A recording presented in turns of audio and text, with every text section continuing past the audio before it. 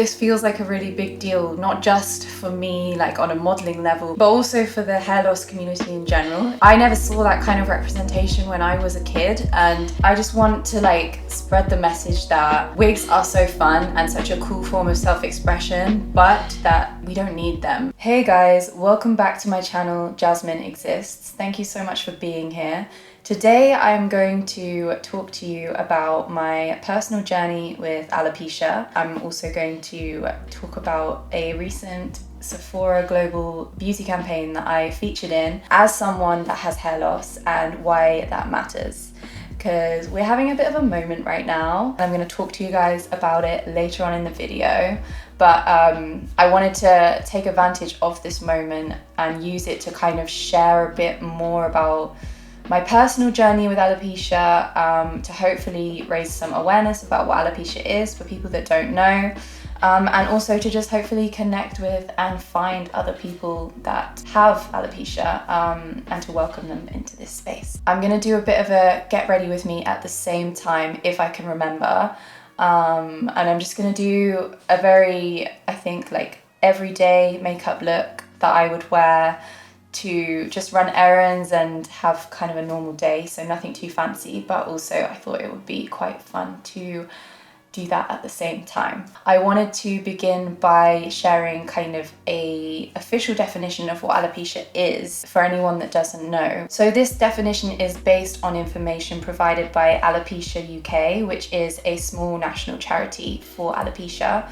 Alopecia, or formerly known as alopecia areata, is thought to be an autoimmune condition which often starts with isolated patches of hair loss, commonly in one or more coin-sized patches on the scalp and or across the rest of the body. So this can include eyebrows, eyelashes, all bodily hair, and facial hair as well. And with alopecia areata, what is basically happening inside your body is that cells from your immune system, which are known as NKG2D plus T cells to be exact, gather around the hair follicles and attack the follicles, stopping them from producing hair. So essentially, your body thinks that hair is not supposed to be there, and so it attacks it in the same way that it would a disease or a virus. It can affect both men and women of any age, regardless of ethnicity, and in about 50% of cases, it starts in childhood. Statistically, around 1 in 1,000 people have some form of alopecia areata. The causes of alopecia are still also somewhat unknown, but a family history of alopecia or other autoimmune conditions are present in 10 to 25% of patients. A lot of people with alopecia don't have parents or other family members that have alopecia either. But scientists and research believe that it's likely to be the result of a number of triggers, and that it's unlikely to be the same cause or trigger for everyone. So it could be something from inside the body or something from outside the body in your external environment, or a combination of both. Stress is also commonly linked to alopecia and quoted as a cause, and this can be the case, but there are also a lot of people who can't link any moments of stress directly to their alopecia, as is the case with me. I have had alopecia since I was 3 years old, so I know that mine isn't caused by stress. I wouldn't consider myself an expert in alopecia by any means, but I am someone with a lived experience of alopecia, and so this video is basically going to be me sharing that experience and the kind of lived understanding that that brings. So yeah, I can't talk on other people's experiences with alopecia, but this is very much just like about my personal experience. So some of the different types of alopecia that there are and that I've experienced myself are patchy alopecia, which is normally how all forms of alopecia areata start. And this is kind of one of the most commonly recognized forms of alopecia, where you start to get like little bold patches on your scalp. They can usually be like the size of a coin. A lot of cases of alopecia start this way. The next kind of, I guess, stage of alopecia, or another type, is alopecia totalis, which is where someone experiences total loss of hair on their scalp. And then there is also alopecia universalis, which is where I'm at right now. And that's where somebody's had hair loss across the entire scalp, face, including eyebrows, eyelashes, and the rest of the body. So that kind of gives you a very brief understanding. I will include a link down below to the Alopecia UK website in case you'd like to find out more information and find out where I source these definitions and information from. And now I'm gonna talk more about my personal journey with alopecia whilst I get ready, if I can remember. So I've already done kind of my basic skincare, and I don't generally tend to wear foundation, so I'm just gonna start with Maybelline liquid eyeliner. So I was first diagnosed with alopecia when I was 3 years old. Like I was saying, it began for me with kind of small patches of baldness on my head, and I don't actually remember the first kind of moments where I had alopecia because I was so young. I actually don't think I had any idea what was going on, and I think for a while my mum did quite a good job of covering it up and hiding it from me with hair clips, and like it was small enough at the beginning to kind of conceal it through clever hairstyles. So it wasn't really until my hair started falling out kind of more drastically around, I guess it must have been the age of 6, that I think I started to become aware of what was going on once it reached a point that it couldn't be hidden anymore. So I do remember being in primary school, I started wearing these like black headbands, you know, the ones that are kind of like a mesh material, and they have gaps in. So I started wearing those to like cover up some of the patches. Pretty quickly, over the space of around a couple of years, I lost pretty much all of my hair on my head. Like I remember for a long time it was still growing in like patches, but it had gotten to the point where I couldn't really grow my hair anymore because there was more patches than there was hair, basically. So I guess around like maybe the age of 7 or 8, so when I got to like the upper end of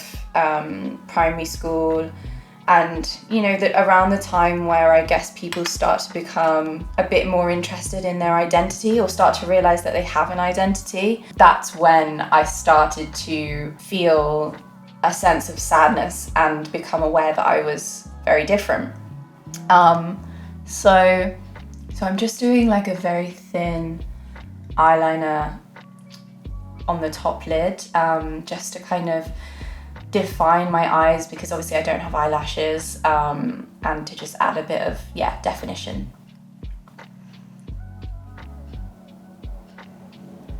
Cool, I'm pretty happy with that.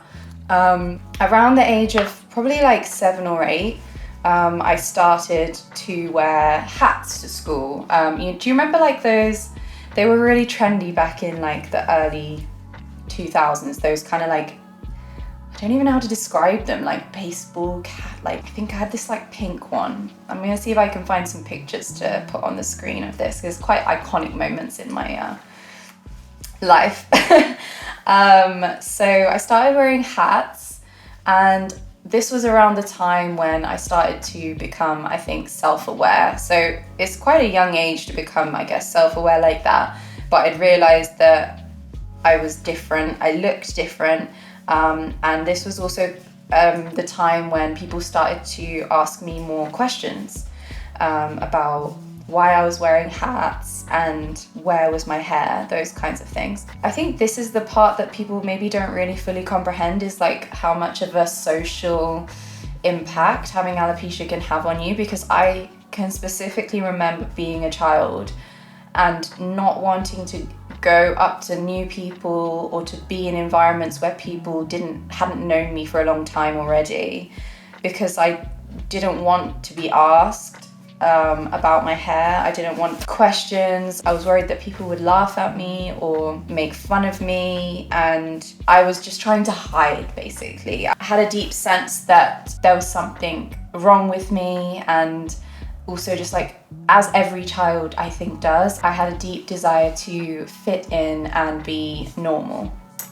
And you know, all the girls in my class had like long hair that they were putting into all these like cute hairstyles and braids and clips, and I just wanted that to be me so badly, and it couldn't be. I remember as a child like going into wig shops and trying on wigs that were not made for a child's head, but made for an adult head. So they were too big for me, and they'd have to be adjusted to fit my head shape. But even then, like, there would just be too much hair, they'd be way too thick and quite obviously look like wigs. So next I'm going to just go in on my waterline with this. It's a Chanel eyeliner in the shade number 1, so the blackest shade. I've nearly finished this, it's really good, that's why it's so small. Having kind of like initially quite a negative perception of wearing wigs, or just not feeling comfortable wearing wigs, I then remember it wasn't until the last year of primary school, so year 6, people were starting to experiment with makeup for the very first time and become, I guess, more interested in their appearance and their identity and wanting to feel a little bit more grown up. And I think for women, beauty can be a very big part of that. So that was the time where I decided I wanted to try wearing wigs again, because as like a young girl with no hair, I didn't ever feel confident in the way that I looked. And also because I didn't see anyone around me that looked like me. And then I'm gonna use this brush to just sort of feather out the corner a bit. Cool. So I started wearing human hair, long, dark wigs that were, I guess, as close to like my natural hair color as I could get. I, in those days, just really wanted to wear something that looked super natural, that would make it look like it was my real hair.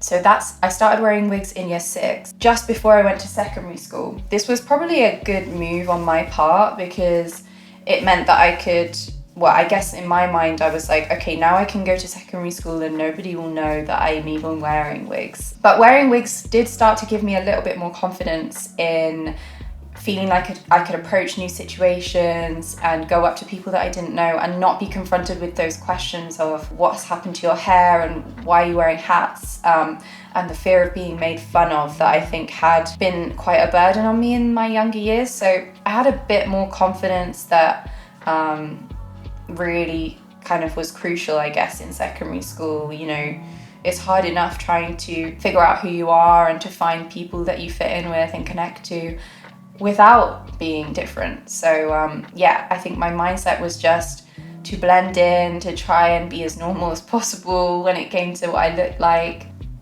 So with both lashes on the eyeliner, I kind of just go to like halfway across my eye and then bring it out. I don't tend to really put eyeliner in the corners unless I'm doing like a more defined look, which I don't do that often.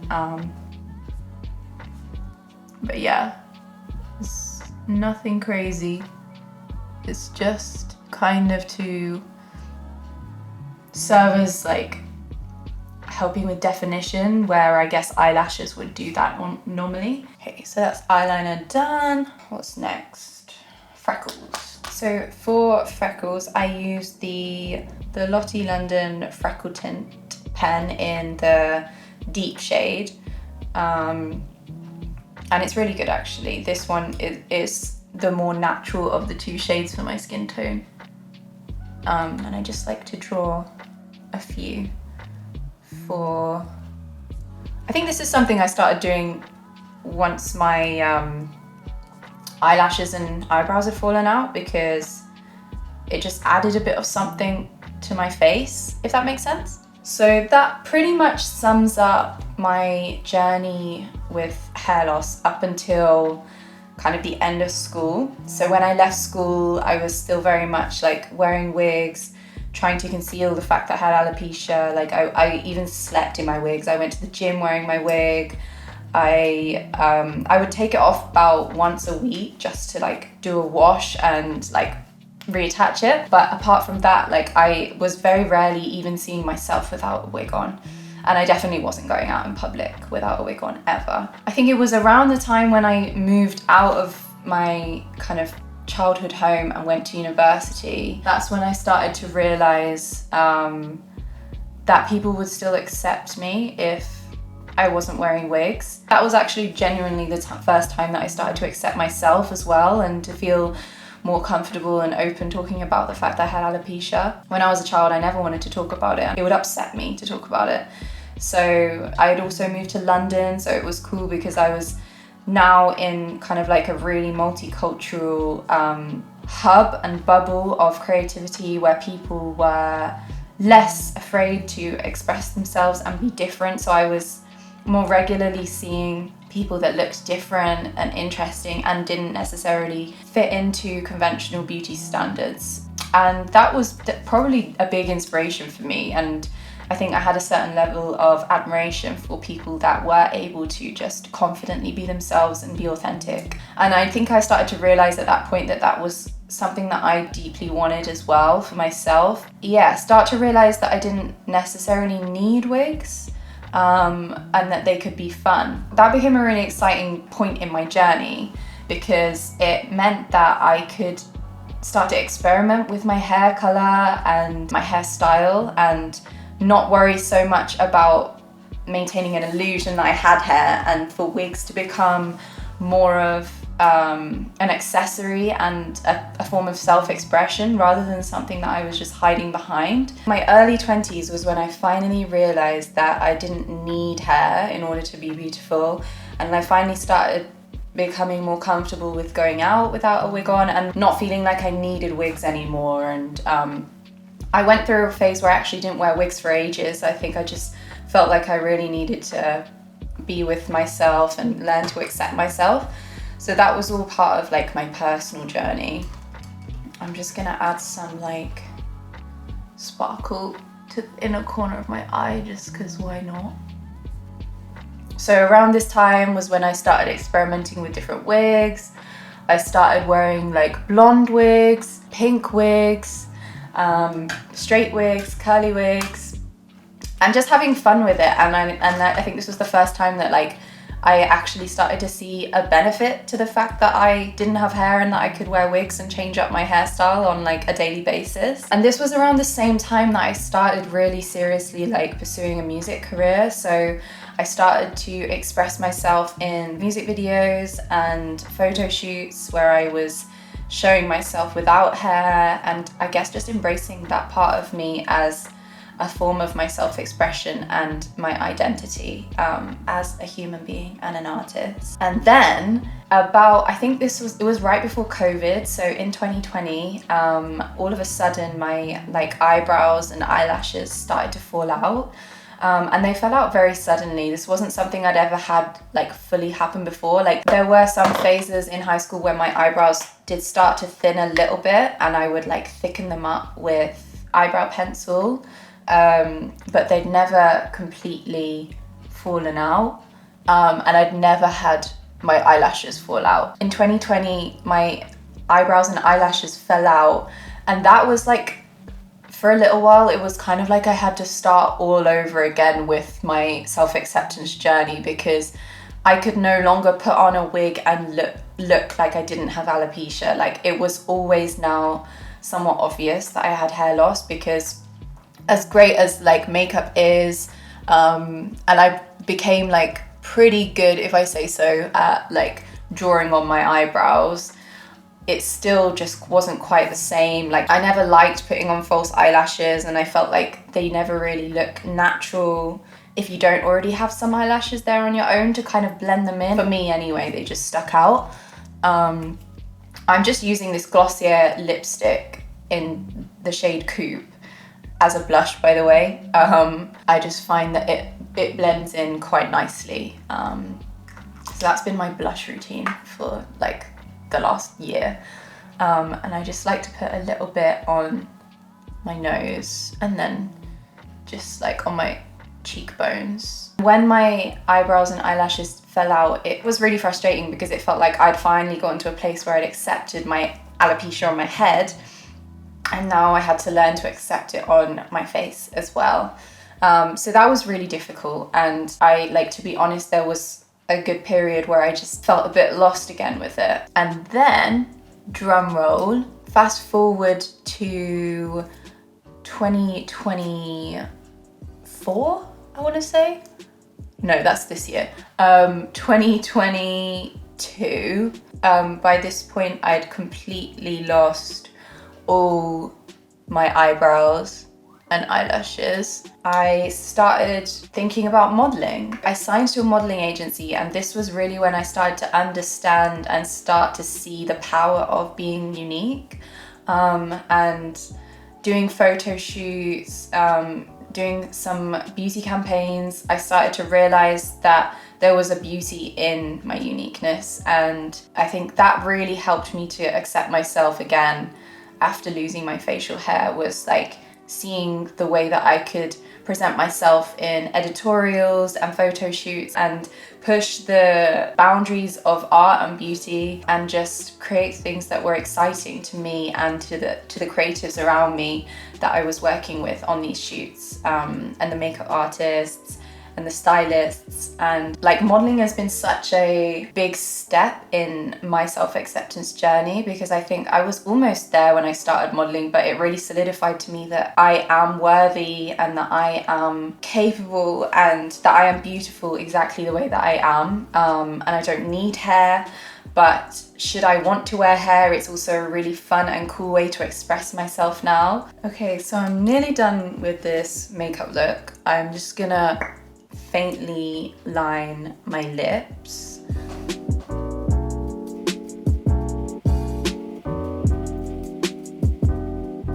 Okay, and that is the NYX matte lip liner in the shade, I don't know, this color. It's like a dark cherry color. And then I have another Glossier lipstick thing, which is kind of just like a lip balm with a slight tint. I think it's called like Ultra Lip or something, but I like it because it's quite moisturizing. And that is pretty much the look. The final step is I'm gonna put my wig on, and this is actually the wig that I wore in the Sephora advert. I think I really love my relationship with wigs now because I wear them a lot, but I wear them for self-expression, and I switch them up without worrying about looking normal or fitting in. It's more just based on how it makes me feel and like even what I'm wearing that day. And it really just depends. I think I go through phases where I'll wear a wig and then I'll switch it up. But yeah, I'm gonna just go and like wet this wig, and then I'm gonna come back and finish styling it whilst I talk to you guys about the Sephora campaign. So I like to just like completely wet this wig whenever I wear it, because I think it just helps with giving it definition, and I'm just a fan of the wet look. So if you follow me on my socials, then you will probably have seen that over the last couple of weeks, Sephora have released a new campaign called We Belong to Something Beautiful, and that I have featured in this campaign, which has been a very exciting process for me and something that I'm really, really proud of. I'm just putting some Paul Mitchum Super Skinny Serum into the wig, by the way. And I'm just gonna like kind of put a little bit everywhere. So in the new Sephora campaign, I was cast as a wig wearer. I'll also link it below so you can watch the full thing. My role is, so I'm at a concert with my friends and I'm wearing this wig, and then I get hot and it's hot and it's sweaty like it would be at a concert. So I just decide to take my wig off and to go to see the rest of the concert bold. The campaign was shot in Prague last October. Just gonna finish off by putting a little bit of this Vatica Moroccan argan oil into just the tips of the hair, because I like those to have a little bit more definition. So I'm just going to put a little bit and not too much. And I like to do like the ends at the bottom here as well, so that they kind of like stick out. And this is pretty much how I style this wig. Aside from like water and a little bit of oil, there's not much to it. And then I'd probably just like comb it down by the ears, and there we go. That's the finished look. I just love this wig so much because I wanted to have short hair for ages, but I could never find any wigs online that were short that looked natural. In the end, I ended up getting this one custom made by someone, Yuho Kamo, whose Instagram I'll also link below. He dyed and cut the wigs, and it's just so easy because it's like elastic at the back rather than tape. It means I can just throw it on and it doesn't take a lot of time, and it's ideal for like the summer as well because it's so light and airy. I got this wig and then it wasn't very long afterwards that the Sephora casting happened, and I was just really excited and surprised, to be honest, that they were even casting for a wig wearer role. Like, I haven't ever really seen that as a thing in a beauty campaign before, and to me it still feels quite progressive, especially for like a global campaign, to have this kind of representation of hair loss. So I was really excited about it. It felt like really in line with my goals of being someone with hair loss in the modeling world. Like, I think one of the main reasons why it felt so important to me was because I never had that kind of representation when I was growing up. So for a long time, I've always known that I kind of wanted to be someone that could offer that sort of representation, especially for like young people. The reason why this feels like a really big deal, not just for me like on a modeling level, but also for the hair loss community in general, is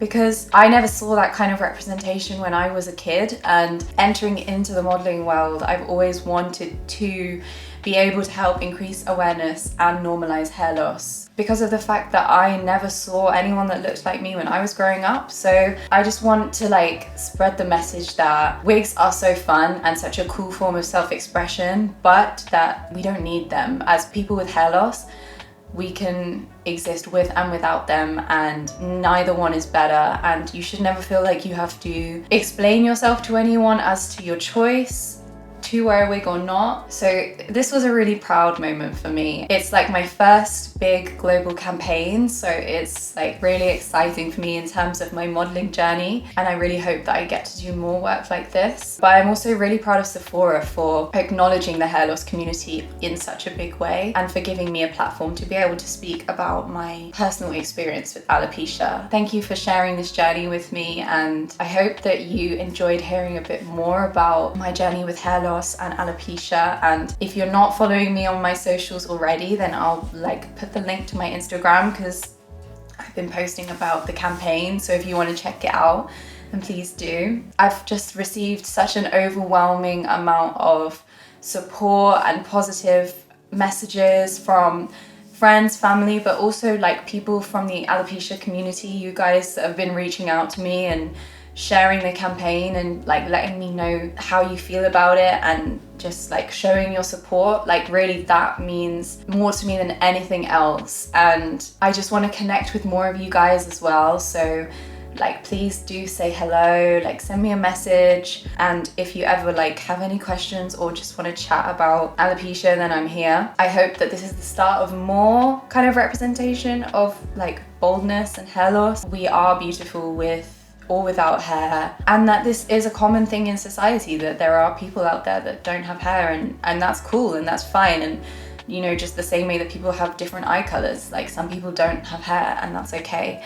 And I think things are slowly improving in terms of representation, and you know, more brands and more people are becoming conscious of the need to have this kind of representation, and that it's actually beneficial for them as much as it is for everyone else. We all benefit from showcasing the diverse range of people in society in campaigns and modeling. I really hope that one day we get to a point where like everybody knows what alopecia is, because I still think there's a lot of people out there that don't really know. Let me know in the comments if there's anything that you learned from watching this, because I would be really interested to know. And yeah, I just want to say thank you again for like all the amazing support that I've had from this campaign coming out, and just from you guys in general that are following me on my journey through life as I figure it out. Yeah, I'm really happy to be here and to be sharing myself with you. So I hope you have an amazing week, and I will catch you in a video soon.